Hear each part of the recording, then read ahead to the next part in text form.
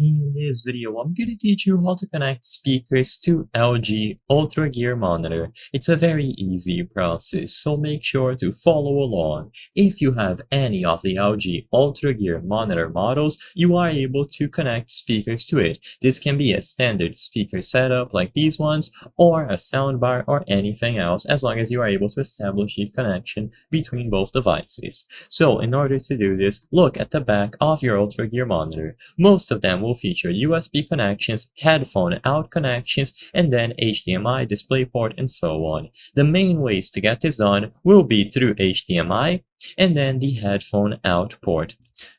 So all that you have to do is check which connection type your set of speakers have.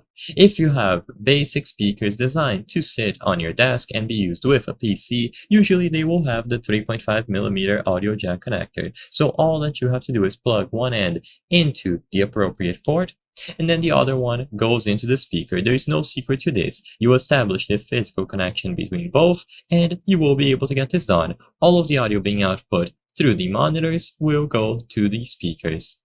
Another common method is going to be through HDMI. So if your specific set of speakers uses HDMI for the audio, you will also be able to set up this connection. So all that you have to do is use the appropriate cable and connect at the back of your UltraGear monitor.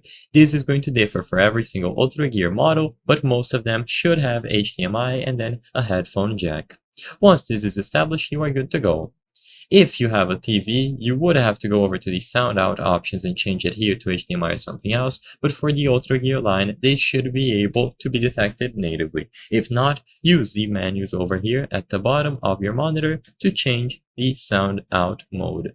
I hope I was able to help you on how to connect speakers to LG UltraGear monitor. If this video helped you, please be sure to leave a like and subscribe for more very easy tips. Thank you for watching.